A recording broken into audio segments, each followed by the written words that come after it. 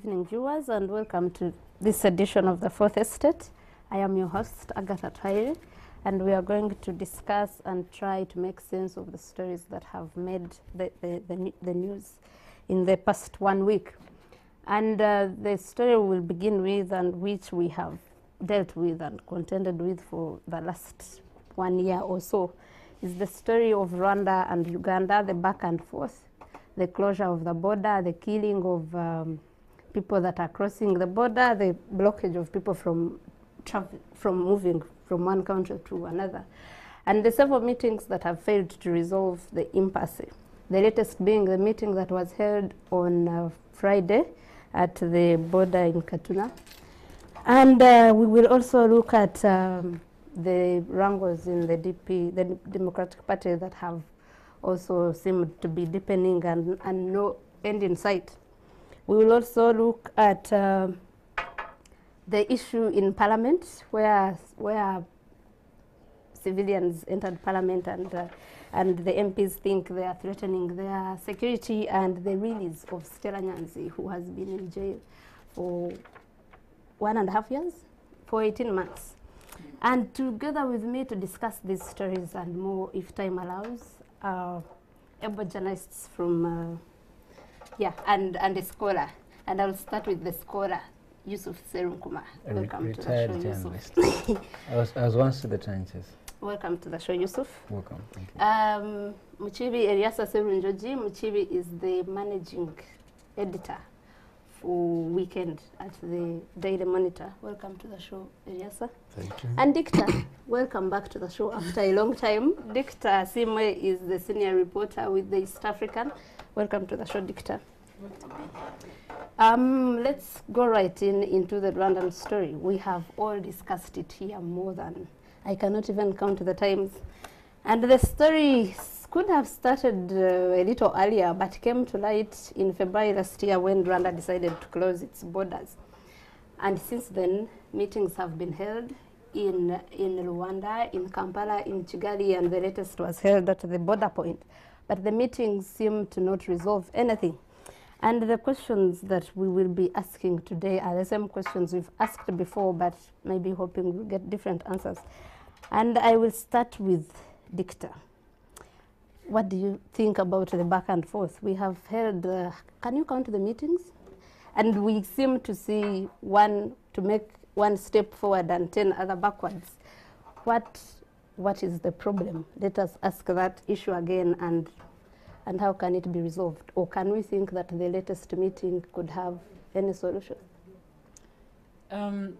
Again, like I've said before on this show, I like to look at this Rwanda-Uganda situation as a Ugandan, not so much. And the lesson that you take from this latest meeting is that, you know how politicians in Parliament would complain that the foreign service has been filled with failed politicians and we have no diplomacy working.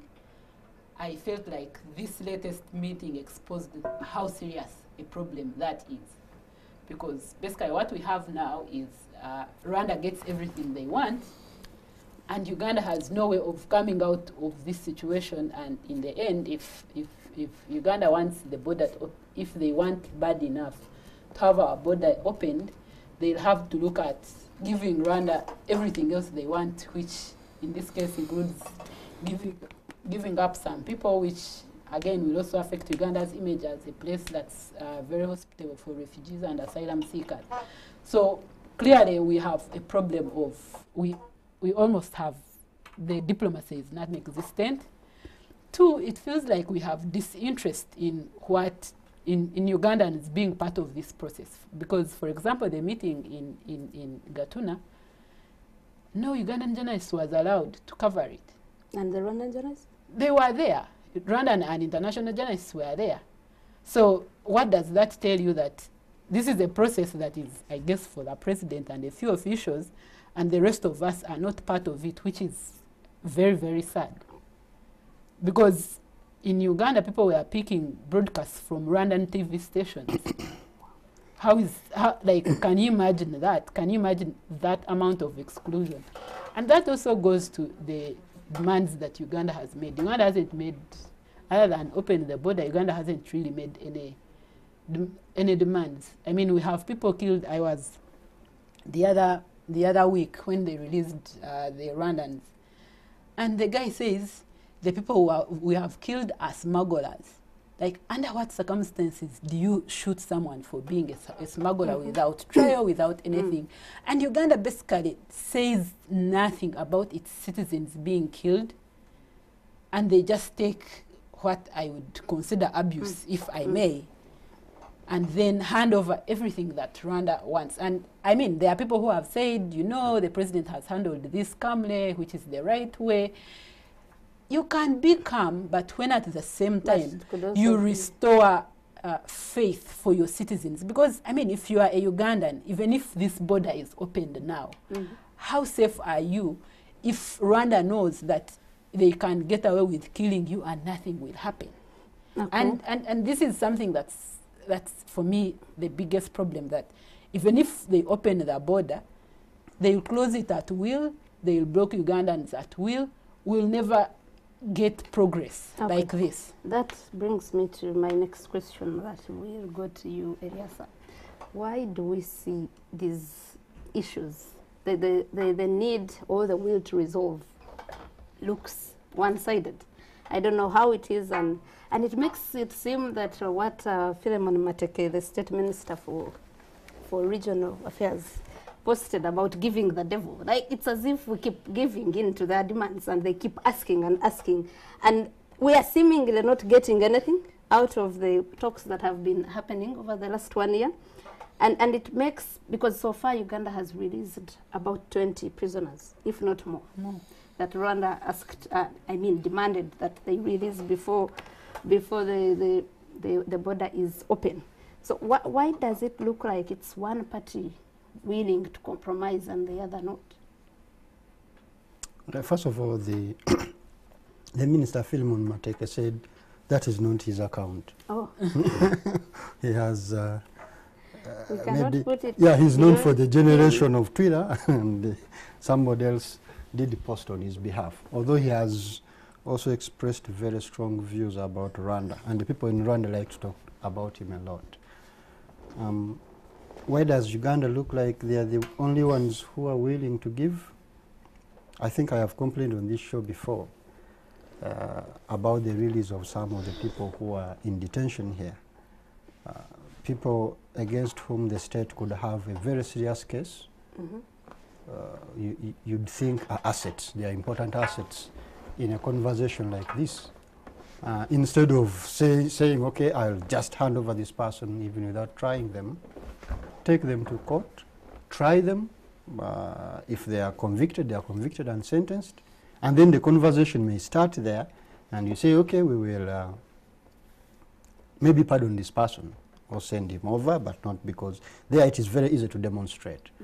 But I think Uganda adopted a very dangerous posture from the start, and she's blaming our diplomats. I don't know to what extent they have been involved. It would appear to me it is the politicians. It is just not the politicians, it's just the president. The president knows this is what I'll do, and it would appear, I don't know whether age has made him mellow or whatever. We were discussing that earlier with other colleagues, wondering, I mean, because I don't know if the Museveni of the year 2000 would have handled it the same way as he's handling it. I mean, the issues being discussed are serious, because it could even lead to all-out war, and no one wants war. But it would appear to me that the people in Rwanda know that Yoweri is desperate.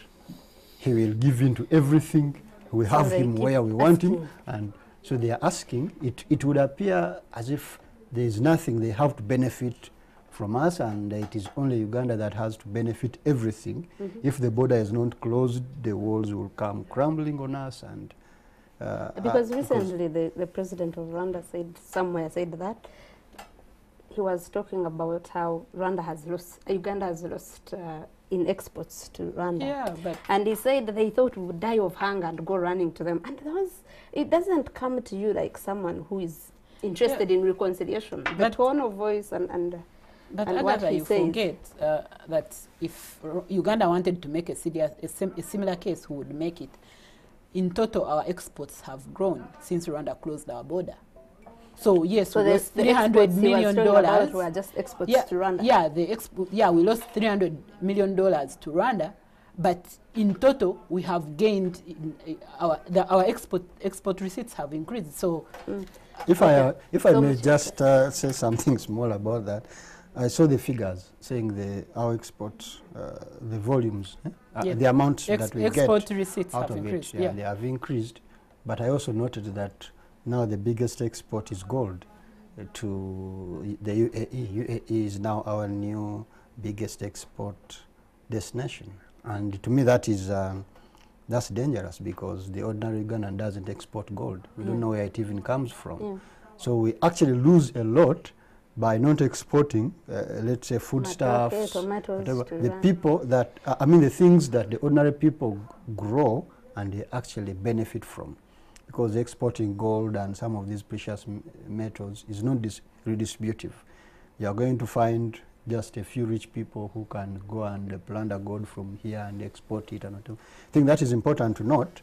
And the issue I wanted to underscore is many Ugandans, those close to the border and even those far-flung, have lost a lot out of this fallout, just as I would expect that many people in Rwanda are suffering so much. And now when you see that now it is reduced to something of... My point is that at national level, you can make that argument either side of the border. Okay, let me come to you, Yusuf. There are no winners. That's what I wanted to say. It's difficult to understand this, and there are no losers and winners. What do you think about what we see as one-sided? And you know they say it takes two to tango. You can't have two relationships and have one invested in it and the other not, and think you're going to get results. I just want to quickly first jump into the question that had just happened. Every time in international relations, which is relations between countries, the often interests and their costs attached to the interest. There are always winners and losers. Even when you sign just an agreement of trade between two countries, there are often losses made, right? Although interests are actually made as premium. So first point to come is that there will always be losers and winners in this standoff. But I don't want to get into the details of the business, how much business we've lost. I really think we've not lost so much. I think Rwanda has had a huge cost to pay, because I spoke to the Kasita spokesperson, Mr. Sechito. We appeared in a show at someplace, and he said colleagues in Rwanda who are importing things from Uganda are actually importing from elsewhere, but also it's because the government of Rwanda is actually subsidizing their imports. They will remove taxes and they build warehouses so that they can warehouse the things that we're picking from Uganda. So Rwanda has had a huge cost to pay. And as you know, normally, Rwanda is not our biggest business destination, right? We do more business in South Sudan and Kenya than we do with Rwanda. So it's not a big of a crisis. Exactly. We trade more with South Sudan and Kenya than we do Rwanda. Rwanda is a small enclave. Yeah, you did, but want it's to say that. still higher than Rwanda. But you know, when you return to the meeting that happened at Gatana, right? I've argued on this show over and over again that by the time people come to a table to negotiate and have a deal entered, deals of this nature mean so little when there's no escalation. All right, we've not reached a level where we say now what is required is sitting at a table and taking some serious decision. This is where you realize on our part they're not demands. It's not because they're just not demands, but Uganda feels like we shouldn't put any demands on the table, all right? Because I really think, in my estimation, that the president still thinks this is a very insignificant affair. I mean, he gives so much weight to South Sudan when it exploded a couple of years ago, and we quickly moved in to fix things because our interests are bigger with South Sudan now than they are with Rwanda. I think it's a small affair to him. He's not giving it so much serious thought. Why he's giving in to demands, one demand after the other? I still think it's a small affair because I think he has the upper hand in this entire standoff. But I think now, I think so, and I think now, moving into an election is going to become important to him, because moving into an election and I think he wouldn't want it to be one of the election issues. All right, so there, he's starting to give in to these demands because it matters to him politically, not because it matters economically or otherwise. But I think now, this is why he thinks it's important. But no, but also, you know, among other things that have been said is the loud silence of the rest of the East African community. All right, and you know, if you put it in context, also speaks to the insignificance of the standoff. The rest of the East African community is quietly looking on. The major players in the region, Tanzania and Kenya, are quietly looking on, saying, you fight out. It's because it's a conflict between the two men. And as long as we still have these two men holding the reins in either country, the standoff is going to continue. But you guys know that this standoff is not new. All right? Museveni and Kagame have conflicted even in the time when the RPF was attacking Rwanda. Kagame wrote, he spoke, I mean, it's an annotated biography. He said to Stephen Kinzer that, you know, when they were planning to attack, Museveni instead chose to send him to America to study. All right, so he didn't want to be involved. And you remember those days, Museveni used to only drive to Rwanda because there was this misunderstanding after the fight in DR Congo. So it's been ongoing, and we have a governance question across the border. All right, it's a governance question, and the more we have this governance question, and we are suspicious of one influencing the turnout of events in the aftermath of either of the men, we like to have this conflict. Okay, I see Dictor itching to come in. Can I ask a question? Do you want to first? Go. Because he pointed at the regional leaders in our East African community, and that was the next question I wanted to ask. We see Lorenko and Chekedi showing a lot more, you know, love for, like how they say in Runyankole, that someone who loves their stepchild or a child that is not theirs more than the mother. I'm wondering, you know, the first time it wasn't that strange, but when they keep coming and they're the ones pushing for this and that, when President Uhuru Kenyatta next door is quiet, when what do you think that's the character of the East African community? When Kagame was having a fight with the president of Tanzania then, the previous president of Tanzania, the East African community didn't stand in the middle of that fight. So why is Angola and the DRC?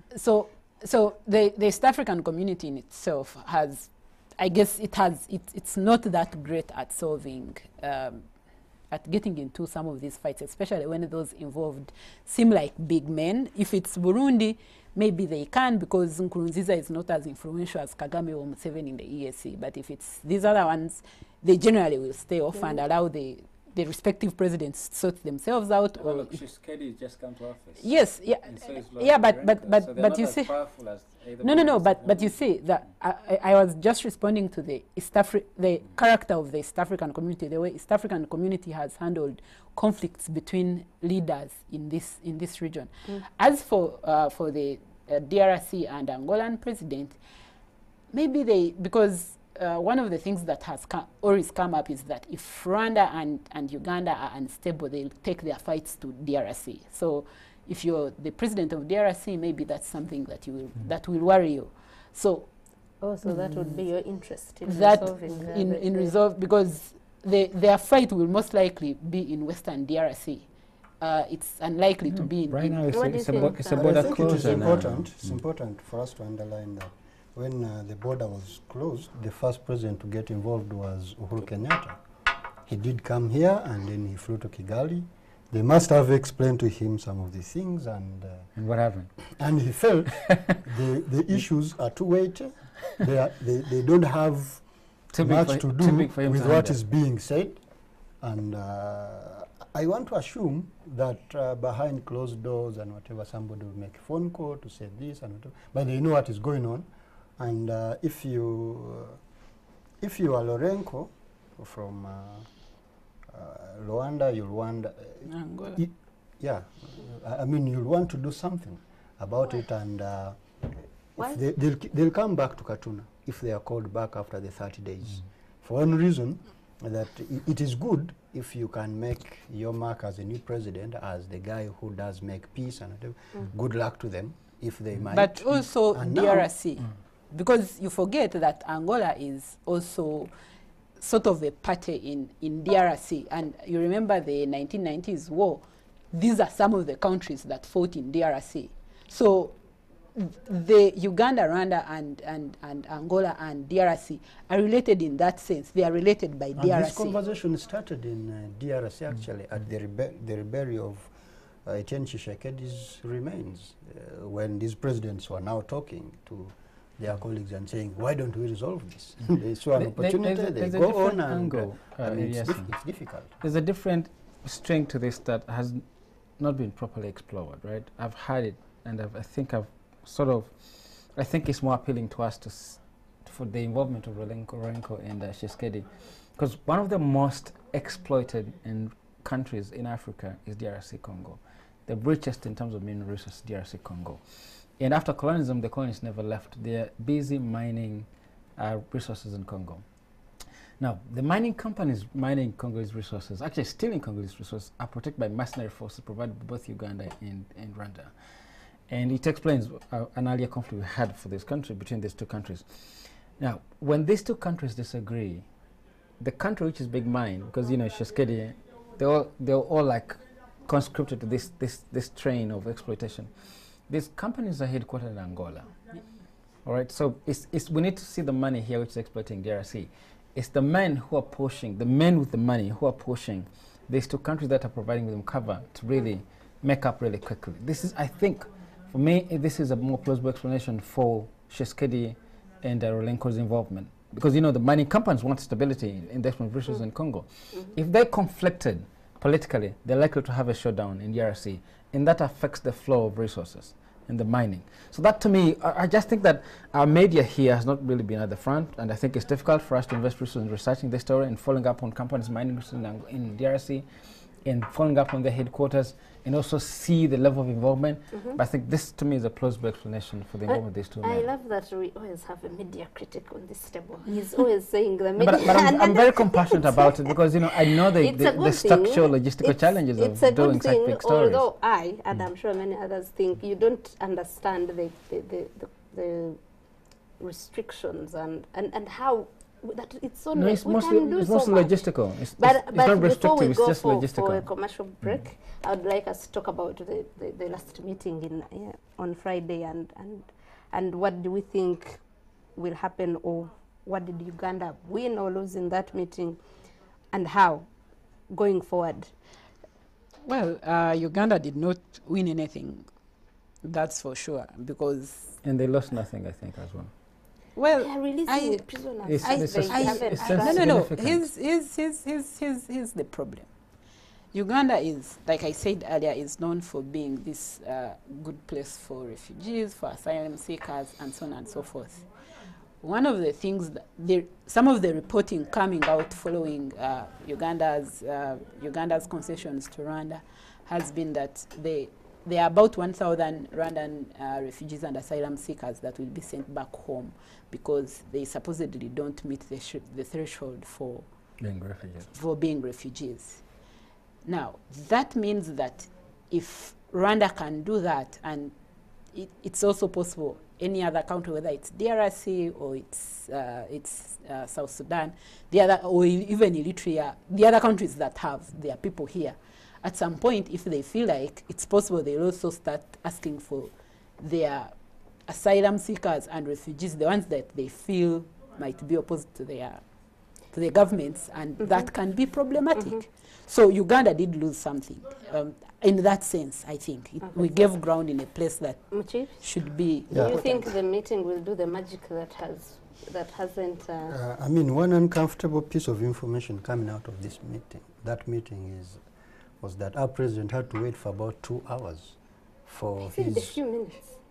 2 hours, that's the information we had, for his counterpart to come out of Kigali. And he was nearer to the border. Yeah, all the mediators had arrived. Of course, they had had conversations with General Kagame earlier. Why is that painful?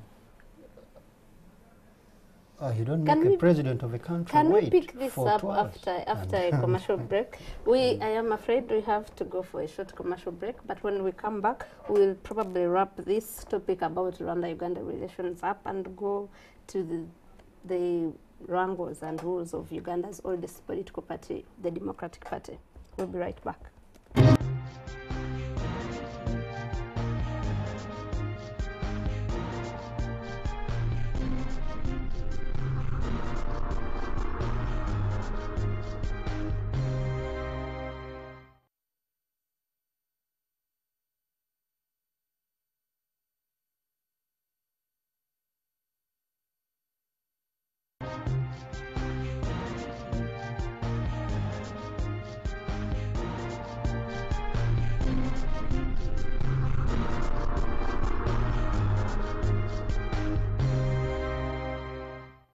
Welcome back from that short commercial break, and we are glad you're still with us.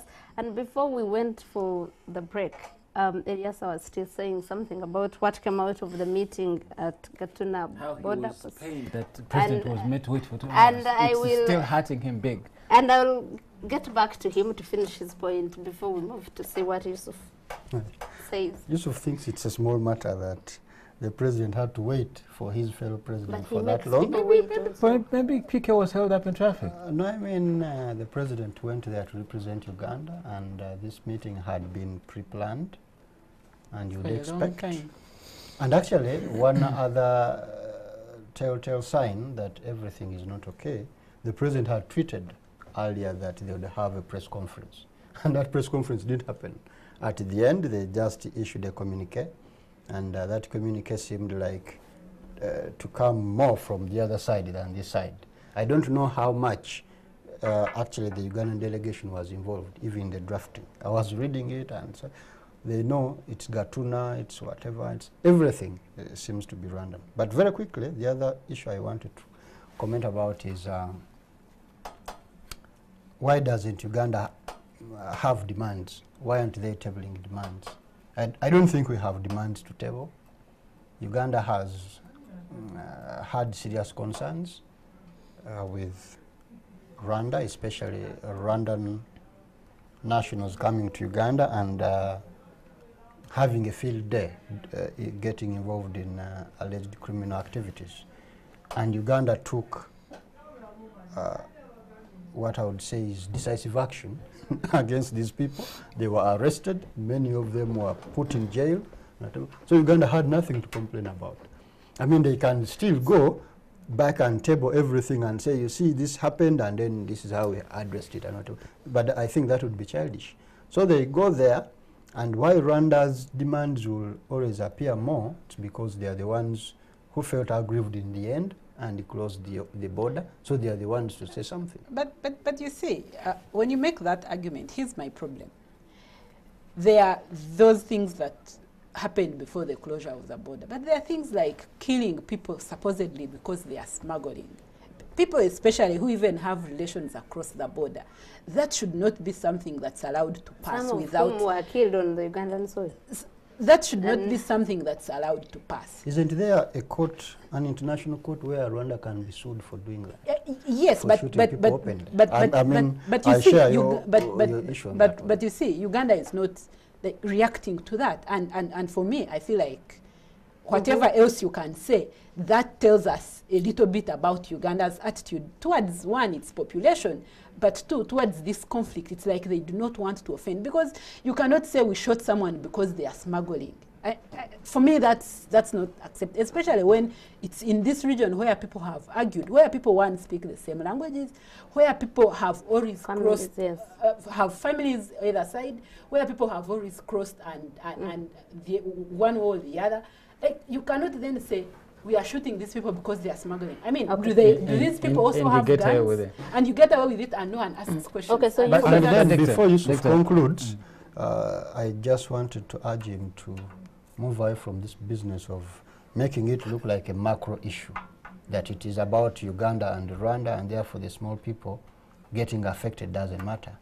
If because there are so many livelihoods that have been destabilized. Or a family, a child that is growing up without a father because of this.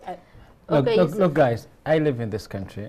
People have been shot every single place in this country, and when we demand, wrong. Well, it is wrong, but when we demand that in this single affair, our government will be more concerned than it has happened elsewhere, I think, we're daydreaming. We know this country, people are murdered in the center of the city, and it goes, no report, no nothing, right? So we need to be aware of the nature, the ways in which our government operates. We need to accept that our government doesn't care about... We need to be aware that this is the common ground, right? It happens often. It's not specific to this affair. But that's not the point I wanted to say.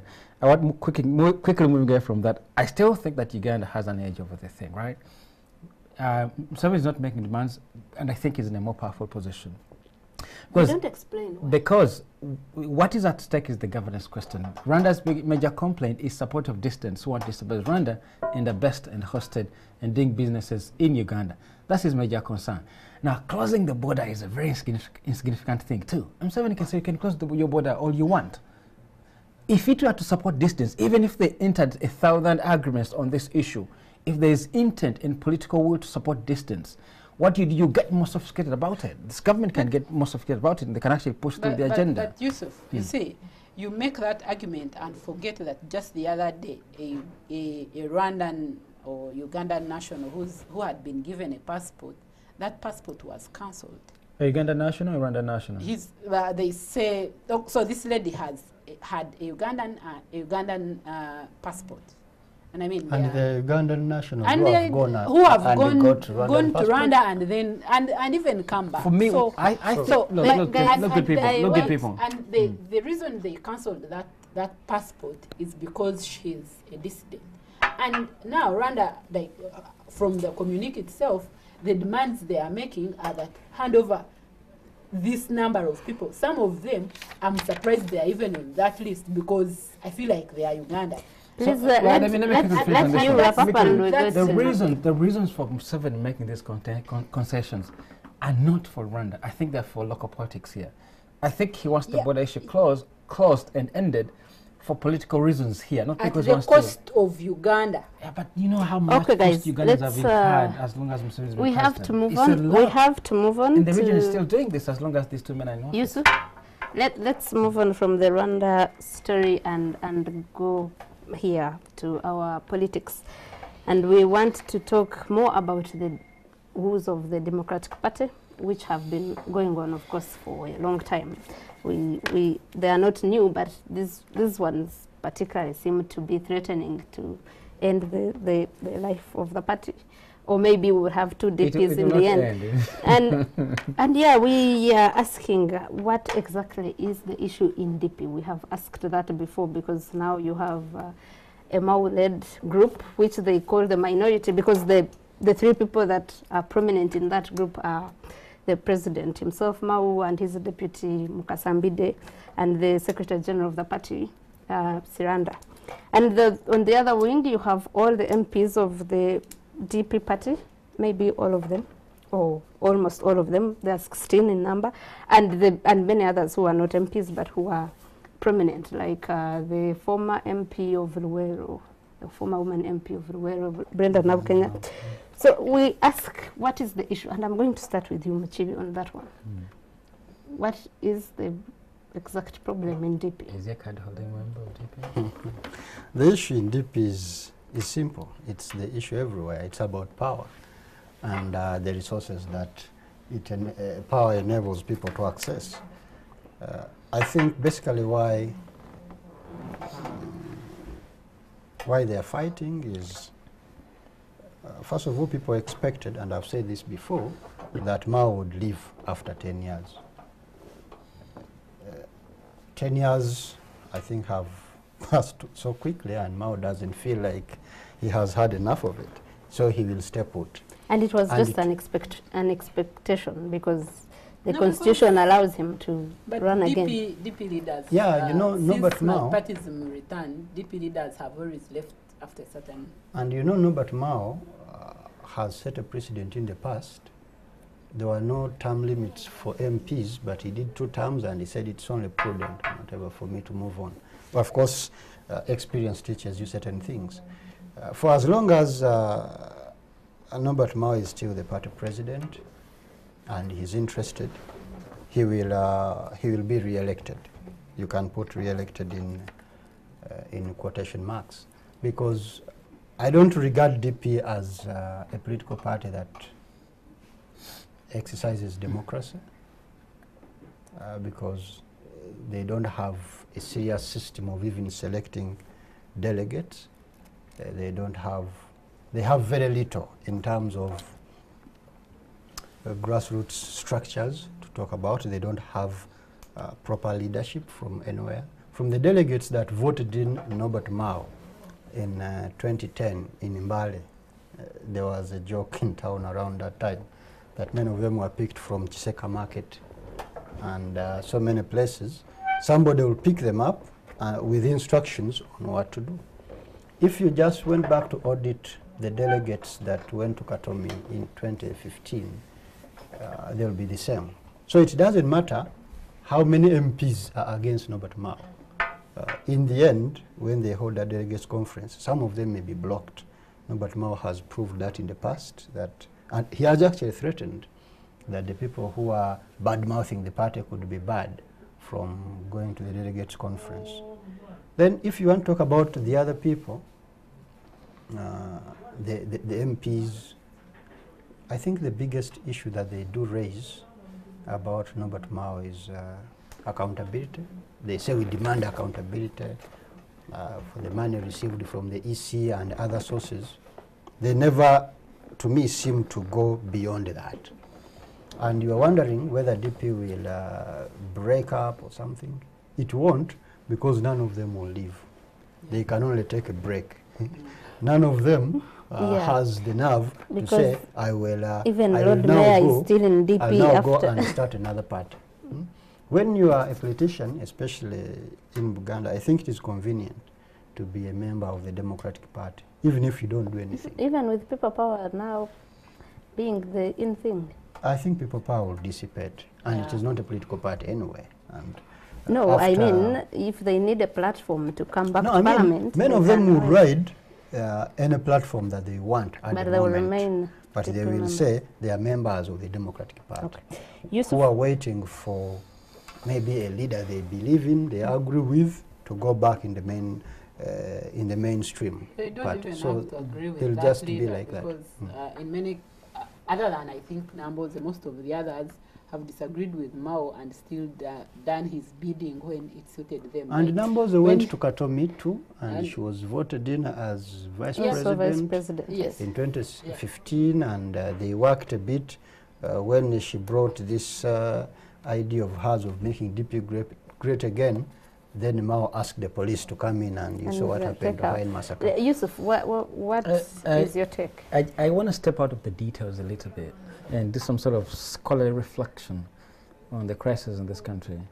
You know, when you listen to the problems, the accusations made against Norbert Mao, in their details, you can just remove a DP and replace that with FDC under Kizza Besigye or NRA Mandam 7. The accusations actually count, every bit of it. If it's well, they take specific different forms, but in the broader spell of crisis, if you want to brief, just 2 seconds for me to tell you that I should have actually added that I have covered the FDC too, and I see that one thing they have done better than any other political party is to at least try as much as they can to exercise democracy, at least in their elections. The delegates conference, they will be there and read the delegates from Adjumani, and they are verifiable. If there are 5, they come, step forward and go and vote. And those are the people who came from that place. I would say it's just a group. It's a more organized grouping. I wouldn't call it a political. It's a more organized grouping. They did it under Mjisha Muntu. I hope they will do it It's under a slightly more organized and grouping. the president won't wake up and fire a secretary general or an organizing secretary general because they don't trust that they'll handle the election. Okay, let's use what I think. I think these are groups. One could be slightly more organized than the other, but the crisis is real. We don't have political parties in this country. From the inception of this country, we don't have political parties in this country because political parties tend to be ideological positions that are institutionalized. They live a life that is lifetime. For example, you could say we are a Labour Party, and the ambition is to often critique Labour exploitation, right? Because the world thrives on capitalists and labourers, so that you stand for the values, the things that belong to the labourers. So for a lifetime, you're pursuing interests of laborers, right? You could say we are conservatives. You have a tradition to conserve in the era of modernity and post-structuralism. So you say we need to conserve something. So you live a life of conserving that which you want to conserve, right? Or you could say we are free-thinking, open anarchists, and then you can say we are Democrats, all right? But if you interrogate the civilizational, ideological foundation of our parties, there's nothing. I mean, what is Congress in UPC from its founding? These were names that we claimed because they were cool.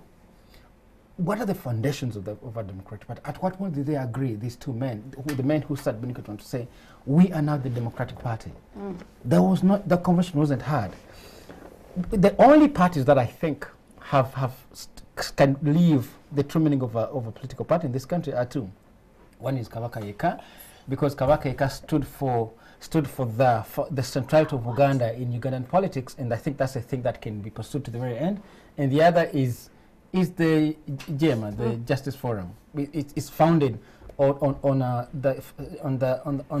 ideations of fairness and justice built on the Islamic tradition. So parties have those strong lifetime foundation ideologies. We don't have those. This is why. But DP this is why. No, it doesn't. This is why you find that we think about. Used to have. It doesn't. We think about parties now as institutions or platforms for victory. We often work with parties. I said this last. We often work with parties. Retrospect, looking backward, you say, if I'm to stand in Kampala, which party will guarantee me victory? Okay. So you take the decision to join a political party because you believe it guarantees victory here. So it's not because it's spoken to you over a lifetime to say I belong here. This is why the men in these parties are often spread across, are fighting over different interests. And the men and women. Or the men and women. They're often fighting over different interests because the parties are groupings of interests. They don't have a foundational crash. Yusuf, Dicta seems to disagree with you on many things. As long as we have this crisis, we're going to see, because this crisis has been there for a long time. From the time we went back to 2005, we said we're not going to promote parties. From independence, we've never had a political party stand in office, a political party take office. Okay, it's a big thing. We need to have a historical dig. I just make this comment. It will be rhetorical, but so if someone is standing in Kampala because of a certain platform, why is it that the voters of Kampala prefer to vote that platform? Because of interests. No, what are those interests? Because for example, we know that, and this could explain the people that are able to almost do without DP. They have their constituency and say we are DP, but the numbers is the Yasrukwagos, the whatevers, they don't really need the DP vehicle to win an election. Why haven't they remained in DP despite their disagreements with the party? No, because for example, you can't say Lukwago is still DP. He just hasn't. He's still a member. It's a but the point I was trying to make is that there is something that, okay, so let's forget the politicians. The voters of Kampala or the voters of Masaka know something that makes them belong to DP because what is it? No, they have values they believe in that DP has. It's not as simple as this is a vehicle that will make me win. Because if it was simple as that, then DP would be able to go in Ankole or in Lango or in Acholi and still win. But that's not true. There is something they stand for that at least the voter, because you see, you're looking at it from the angle of the politician.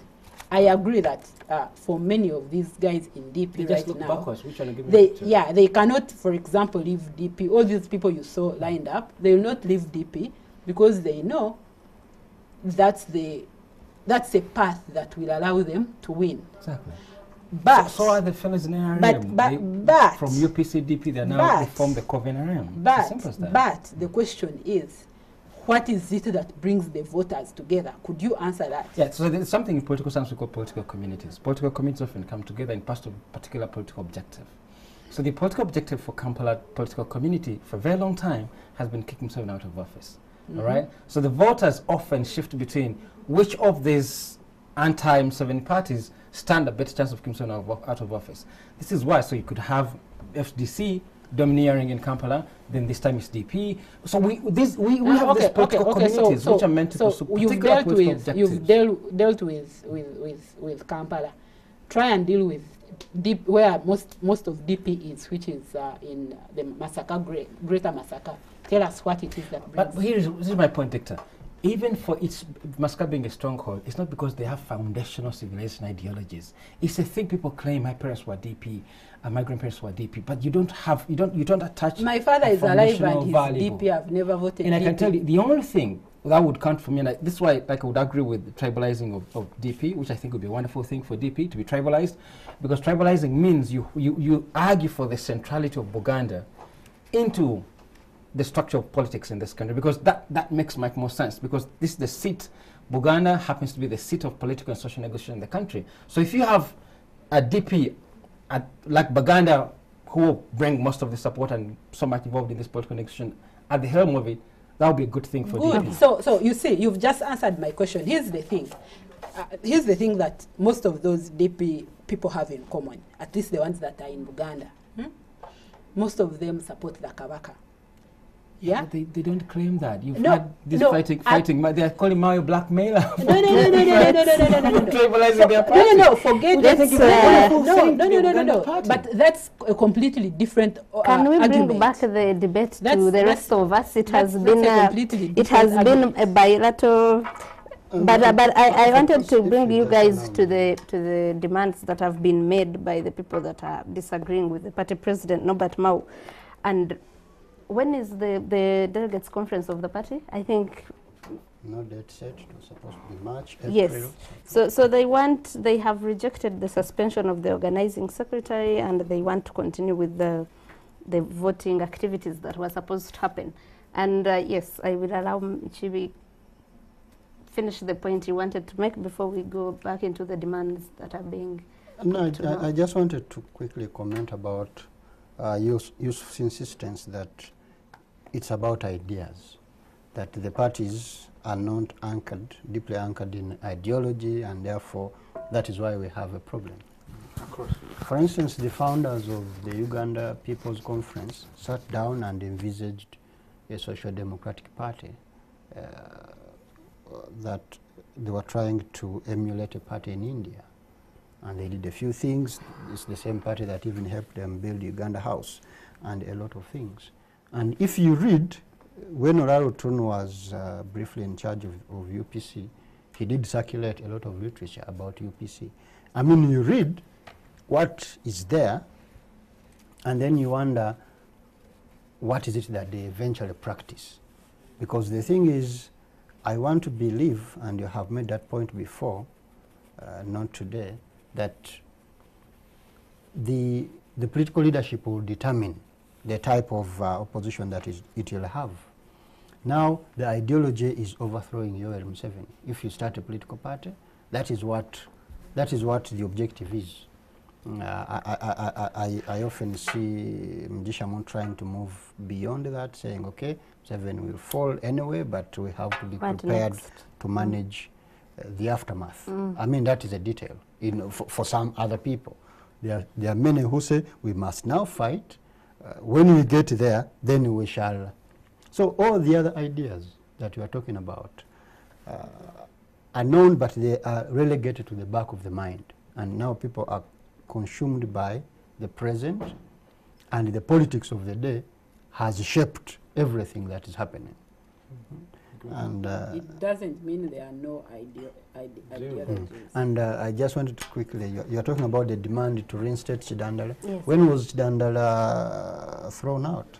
A week ago. That is, yeah, it's hardly 2 weeks ago. Yes. I remember that meeting where the Honorable Mbide was stoned. Yes, yes. Yeah.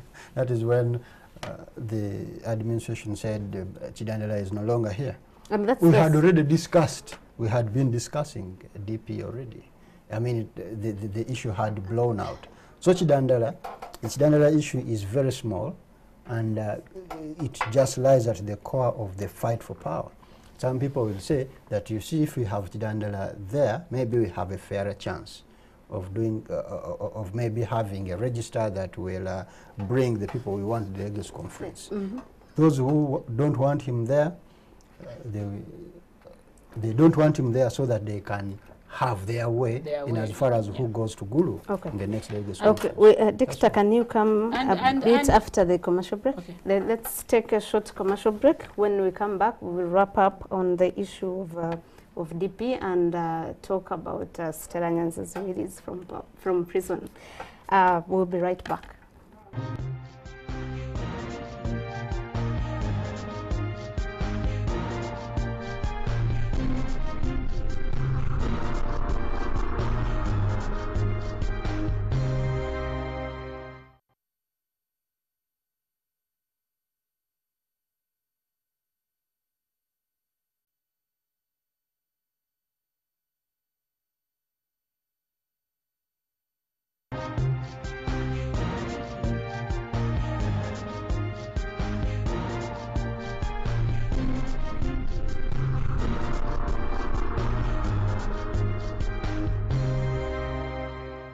Welcome back from that short commercial break, and we are glad you're still with us.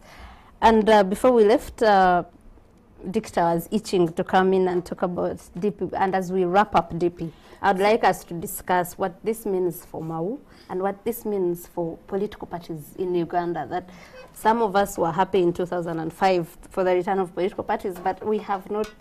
We've seen the struggle, and people like Yusuf have advocated for their extinction. But Dictor, please. So the question of whether Mao will survive this latest uprising, he will survive. How? Because he has only 2 allies. Yeah, but you see, in 2010 when he became president of DP, it was also almost the same situation. I remember a funny picture where him and Mukasa Ambide went to church to Rubaga on a Sunday, took a picture, and then visited Kawanga Semogere, who lives just below Rubaga, and took a picture to show that the party had reconciled because Kawanga Semogere had blessed the presidency of Mao, and because for Mao to become president, he had to cross so many people along the way, and it was the same problems. General secretaries being sacked without. That was before Mao came. Yeah, that was in Sewana's time. So this time it's organizing secretary. The other time it was, I think, Rulume complaining that he should have been the general secretary. The general secretary, I think, Secretary General, yes. And it's been like this in DP. The only thing that has changed, but with time, here's what happens: the elections will come. The people that you saw lined up, the MPs, will still need the DP ticket because they don't want someone else to compete against them, so they will still get the DP ticket. And Mao knows to give it to them because he knows if he doesn't have those 16 members of parliament, or whatever number of members of parliament, the amount of resources that go to him reduce. So he also, he can't throw out those people completely because he needs them for him to keep the power he keeps, for him to go to iPod, for example, and talk big the way he usually does. Okay. So he knows he needs these MPs, and these MPs need him. The only thing that could change that is if Robert Chagulanyi turns out to be a bigger force than he seems to be right now. If these people have another platform to ride, it's possible they can ride that platform. But remain DP. No, because... even if they run as independent. No, but sorry, Elias Lukwago is DP, but he's not a DP. He did not run on the DP ticket. So you can run, and that has happened before. I think even when Mpuga came to parliament the last time, the first time he was independent, he came on the Suvi through the Suvi vehicle. Same for the one of Lubaga, Kasewa Ante. I think even Medad Segona, all those. No, Segona had the ticket. It was DP. It was DP. Yes. Yeah, but Mpuga got, because Mpuga had to, I think, and throw out, defeated the DP president. Candidate, yes. He had to defeat John Kawanga. John Kawanga. He had to defeat a DP candidate. Which is what Mao is arguing, that these people, their problem is they don't want competition. That he thinks that the problem between Mpuga and Mbide is just because Mbide wants to stand in that constituency. But now here's the problem. Mbide has had a constituency before that he failed to win. He now wants Masaka because he thinks it's easier. Because if you have been an Yala MP for as long as Mbide has been, and you already have a constituency where you originally belonged, why not build that constituency instead of cannibalizing your party members? Yusuf, in 2 minutes, so that we leave this topic. I mean, for me, whether Norbert Mao survives or doesn't is a very insignificant issue. Because DP, the crisis in DP are a manifestation of a national crisis, not a unique thing specifically DP. So it's not true that when Paul Kawanga Smuge was president, he had a smooth ride either. It's not true. Moving forward, if DP managed to properly tribalize in a good way and present Uganda... It's not tribalizing in a good way. Let me say a good way. It managed to argue for the centrality of Uganda, claiming a historical rootedness, thriving on the vacuum that KY created. If DP managed to properly tribalize and offer the way Buganda is known for being Buganda, like everybody's welcome as long as you can speak Luganda and you can pay allegiance to the king. If DP manage to properly tribalize, they don't have to step away from this. To continue as to say, we're not tribal and it's dangerous to tribalize this party. There lies their future because tribalizing, tribalizing would enable them to have a proper ideological foundation to say, we need Buganda central, because you have the majority, you have the seat of government, you have the biggest commercial hub in the country.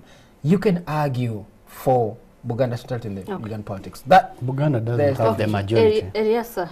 Please, can you talk about the bigger picture than just DP? Because we've been discussing here that the problem of DP is what is reflected across the board in NRM, in FDC, which recently separated into two, and you know that FDC had come from NRM. So can we discuss the issue? Why can't political parties work in this country? If you allow me a second, talk about DP, then just the wrangles within that party. I think it is a sign that there is some life still left in it. You don't expect, yes, you don't expect any serious fights coming out of Uganda House, for instance, despite that colorful building that they have, because it's a party that was... no fights in NRM either. No fights in NRM because there is nothing to fight over. Everything is decided. Yeah. The fight will come when when the lower positions are up for grabs. You wait for the later this year. The NRM primaries, district chair, whatever. That the fight will certainly come. And in FDC, I wish there are even more fights. I wish those people had fought more, instead of Muntu going away. Because, I mean, those conflicts are not always bad. It depends on what people want to make of them. What will happen in DP, I stated earlier, and I think I believe it, because Norbert Mao, first of all, is at a crossroads as a politician. If you are in parliament, you are a district chairperson, you have led a party for 10 years, where do you go next? So that crossroads where he found himself, he had to reinvent himself a bit. And if I may speculate about what will happen, I think he'll seek to go back to parliament. And yeah, he has a small problem because his constituency is now represented by a DP member, Gulu municipality, Leandro Komakech, I think. Yes. I don't know whether he will seek to have another, or if he decides to go back to parliament. Has he gotten the ID now? He must have registered. You know, if he had registered earlier in the last round, he would already be in parliament. Okay. So I anticipate. Go to what did I want to say? I anticipate that he will eventually, as Victor said, want to come to compromise with the people with whom they are fighting. That is after the delegates' conference. After the delegates' conference, he will be returned, whichever way that will happen. That is, to me, definite. He will be the party president again. And after that, then he'll be talking to these people and say, now the fight is over. And people will just keep quiet, except those who will be denied tickets. Okay, enough about DP. Now we move to Stella Nyanzi. Stella Nyanzi is an activist and a scholar who was a lecturer at Makerere University. A professor. Who has been in prison since 2018 over charges of cyber harassment. She had insulted President Museveni and his mother, or only his mother, but yes, that's still insulting President Museveni. And her appeal was heard last week. On what day was it? And mainly we wanted to discuss hearing her appeal and her release coming at a time when she was supposed to have even finished her sentence. Because that also points to a problem in our judicial system, that you appeal and you spend another 6-8 months in prison before your appeal is heard. But also the commotion that happened at the court as she was being released, but taken back to prison for clearance and all those things. So let me start with you. You worked with Stella Nyanzi, and what do you think about Stella Nyanzi's release? Will she come back energized to continue from where she stopped, or will this be a lesson to her and many to stay clear of I didn't really work with Stella Nyanzi. Stella Nyanzi and I were friends. I'm not sure, we still are to a degree, but I don't want to speak about her release because I think that's insignificant. I think her release is insignificant. I want to talk about Stella Nyanzi, the activist, because I think that's more powerful than just her release. Because you know the problem with the justice system. The release of an activist is significant. Yeah, I really think Stella Nyanzi was really powerful even in jail. You know, so it's just let's talk about her release. But unlike many of us who were born and raised in poverty, many of the guys in parliament and holding the reins in this country were born and raised in poverty. Stella Nyanzi is different. I remember going for the burial of her dad in Masaka, Dr. Nyanzi, when he passed on, I think in 2015. We went for the burial, and I remember quite poignantly, I remember the children apologizing to the community because the people who came to burial were massive. Dr. Nyanzi, the father of Stella Nyanzi, was a big drum in the community, was highly respected, one of the first medical doctors in this country, so rich and were able. Those days when brilliance was associated with wealth. All right, nowadays idiocy can also access your wealth. Those days was simply brilliance. So the first medical doctors then had much money. They were able to make their areas connected to electricity. They built schools. So this is the category of Dr. Nyanzi. And his daughter is Stella Nyanzi, born in wealth and affluence, grew up as fearless and bold. That's what the parents often told them. That approached the community, telling them that we're sorry, you know us as bad kids, but it's because our dad loved us so much and gave us this confidence and boldness to the degree that sometimes we look like we're reckless kids, right? Mm-hmm. But unlike many of us who are born in poverty, would want to stop fighting because, you know, your bread and butter will be taken away. Nyanzi is not that type, right? As you saw right from her release, she said, she said in Uganda, I can't say here because you guys will be really threatened, I will not, that she prays, and she will repeat it the umpteenth time, that she prays Museveni's, the mother of Museveni's would have killed him before as was being given birth, right? So this is Stella Nyanzi we see. I don't see her like really being beaten into coldness so that she will stop her Sadik ire against the first couple. I think she's not going to stop. The Stella Nyanzi that I know is really fearless and so bold. As a person, she's very generous, but as a fearless activist who has, as a scholar, has appreciated the seat of power, that everything that relates to our sustenance is determined by those who are in power, all right? So because she has appreciated that so well, she's ready to take on power. I really think that her being in jail really didn't matter so much to her. She finds it better to be in jail as a struggler against the ills that have been brought up upon the entire community than your individual freedom, right? That level of sacrifice is even more sophisticated, that personal preservation is not a thing. You think about the entire community. So I don't see Nyanzi. Okay. So, Dictor, do you also think her release is not that significant? And what next for Stella Nyanzi? Well, I wanted to talk a bit about there's this thing that you know, we don't have enough police women we don't have enough women in police, we don't have enough women in judiciary, we don't have. I wanted to talk a bit about that and look at Kamasanyu, and if at least the judge that finally released Stella Nyanzi, what he said, if that's the right thing. Look at Kamasanyu, a woman who denies a fellow woman an opportunity to go to hospital after she has had a miscarriage.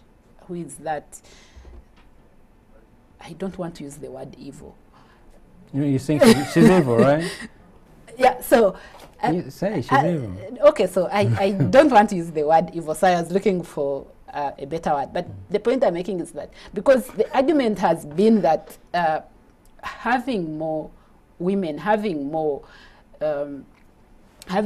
people who understand certain things will help how women are treated in society in general. And that's the contradiction we see here in Uganda, that we have a situation where many people who represent groups that are marginalized have gone in and worked for themselves and forgotten everything else. That the lady did not, like, she did not, she's accused of failing, and I'm talking about Kamasanyu, of failing to the magistrate. Yeah, the magistrate. Uganda yeah, for failing to make sure the judicial process that she presided over was fair. And in doing that, she denied a mother of 3 an opportunity to stay with a single mother, for that matter. So basically, her kids are with her and only with her. She denied those kids an opportunity to stay with their children. And so you ask yourself, like a how... quick question, do you think Kamasanyu has agency? Agency? Agency, yeah. No, but in this entire game, do you think he has power? But it doesn't matter, because I would assume she's thinking, and this is something that has happened to our judiciary, I think she's thinking, being a cadre magistrate is a good path towards the top, and she does that. And you ask yourself, but does she ask herself what happens next when maybe this system of an incompetent bureaucracy that I raised earlier, when it's no longer, or maybe it will be like Kenya, where they still have a corrupted bureaucracy and a change in government, a new constitution, a new whatever has not changed all An this. overhaul. A supposed overhaul has not changed this. Is that her calculation, or is she just thinking about now? And for me, that's the one thing that I ask myself about this whole case, like this whole thing, that they put you in front of a woman and this woman cannot understand that it's important for you to... So dicta is basically asking judges to practice what we have learned as judicial activism. And No, because that's not. I don't think that's judicial. Because activism. you're saying in front of a woman. I'm asking because you see, this is not judicial activism. The argument that when we ask for representation for marginalized groups, the argument we make is that if it's a man, he might not understand some of the things I am going through because he has no experience of that. You're not being an activist.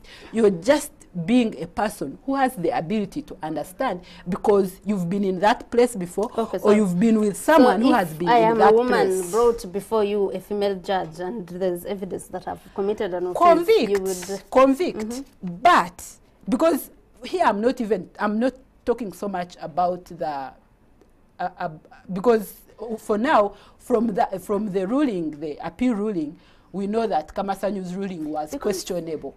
Gentlemen, you might help me here. The problem I'm seeing is dicta leaving a parliament that passes laws that lead to convictions like this. For example, we can talk about the Public Order Management Act and the cyber harassment law has been abused. Was convicted. So if you want judges not to convict under laws that are passed by Parliament, and at the end of the day, they're the ones that are going to face this wrath of the public, and the public forgets that the law that they are guided by is passed by Parliament. But let me let Muchibi first come in, and maybe we'll get back to you, Dictor, to clarify. If the magistrate is watching, I think I should make her feel a bit better after that bashing, because I mean it was a very, very difficult process she had to preside over. She was pelted. And no, the pelting came at the end. Yeah. But Dr. Nyans made it clear that she knew she was convicted before the trial started. I don't know what else happened, and the process was difficult, and the magistrate must have breathed a sigh of relief when she finally said, okay, you go to jail. It looked like it was the only thing that she had to do. And perhaps for Nyans it was not a very bad thing. She will always wear it as a badge of honor that, you see, I did speak truth to power, and I served because even if the conviction was set aside, she did serve the sentence. She served the sentence. She demonstrated that people can say whatever they want to say under any circumstances and be prepared to pay for it. I don't know whether his attempt to describe Dr. Nyanzi and her upbringing and everything would be sufficient to explain a woman who does what she did. I mean, she comes out and still says, you know, I mean, you could get killed, perhaps, or worse. But she says, I will say what I have said. before that, she had weaponized her body. You were closer to that.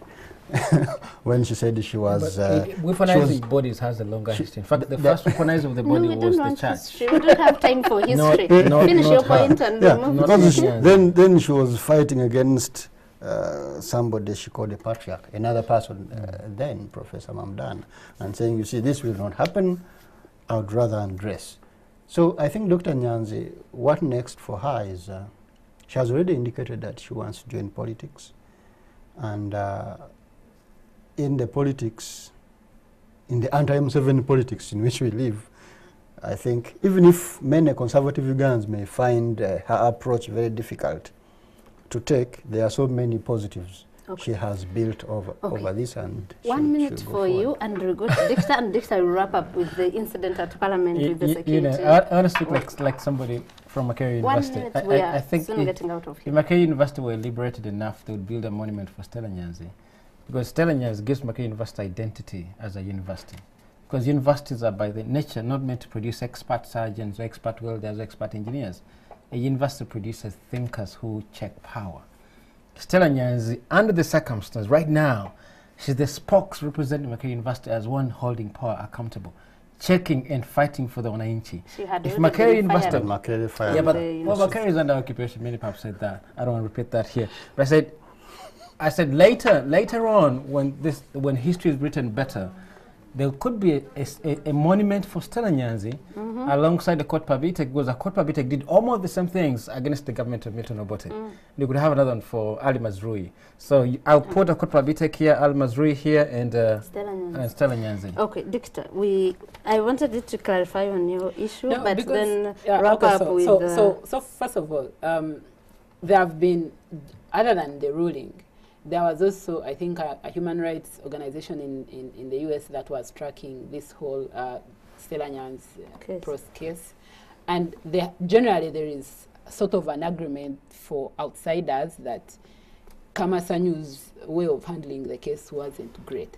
So I'll stop there and then add your argument about the parliament passing laws. Cyber harassment, some people have argued that it's been weaponized, but even if, for argument's sake, let's say it hasn't. The Computer Misuse Act. Yeah, Computer Misuse Act has been weaponized, but even if it hasn't, I mean, the judiciary is the one that checks Parliament, so if Parliament fails in its duties, the judiciary should do... By doing what? It doesn't make laws. No, it doesn't make laws, but it can actively, because until you are a citizen, go and challenge a law in the constitutional court. For example, we don't have anyone who has been, as far as I know, who has been convicted and served the sentence under this if I may just add quickly, for instance, in the appeal judgment, the judge was wondering if somebody, the accused, for instance, demands that I need to cross-examine the person I supposedly harassed and whatever, and that is not listened to, and the judge says, okay, we are now out of time, we will proceed and rule on the matter. Of course, there are so many questions about the process, and I thought that doesn't have to be downplayed. Are always there. It's not only Kamasanyi that you can raise these questions with. But what I'm saying is that there are many others in the process that lead to the enactment of these laws that are so stupid, and we never look at them. But we are supposed to get out of here. Let me leave that issue. And I just wanted to give her one example. For instance, the Public Order Management Act, this unlawful assembly, that you have held unlawful assembly. So many people have been charged over that. Yes. I don't know that anybody has been convicted. Has been convicted because... So do you think it's because the judges have found it not appropriate to convict them, or no one has... They find it contradictory that somebody who is free to associate and whatever, you can come and tell me just a quick that one. I'm involved in We tend to forget that the idea of a state is often held by a bunch of merchants and lawyers. they're often taking decisions on behalf of everybody. However grievous these decisions will be, they'll still take them. We need to get out of here, but I had promised Dick to talk about the incident right. that happened at Parliament where civilians jumped into the parliamentary chambers. I find it interesting that people, non-parliamentarians, too, are so outraged by that. I mean, this is a country where people are not allowed to protest anywhere. And two, some time back, was it 2010 when Kadaga limited the public's access to Parliament? Yeah, to Parliament in general, because you have to be invited, or go, if you're going to the gallery, then you have to go and ask for permission and be approved and all these things. And this was a decision that Kadaga took allegedly because Ingrid Turinawa and others wanted to throw stones at her during the passing of an election laws. But so now we have people who are so desperate. Like, you have leaders who are so afraid of their people. They need to be, because if you saw how they restrict their, yes. If you saw how those people punched those boys, it was the MPs. It was, you're like, even MPs do mob justice. It was very interesting, but it will be interesting to see how much more Kadaga can restrict Parliament. Okay. Maybe she will stop strangers from coming I am to afraid Parliament. that's all the time we had. But I also wanted to air my views on that one, that I am surprised that Kadaga, the Speaker of Parliament, was more enraged by the invasion of Parliament by 2 civilians than by a whole army that came and beat up MPs. But that's all we have time for this evening. And we thank you, our viewers, for watching the show. We thank the production for putting this show together. I thank the panelists for being here. It was a very fruitful discussion. From us, till next Sunday, have a good evening.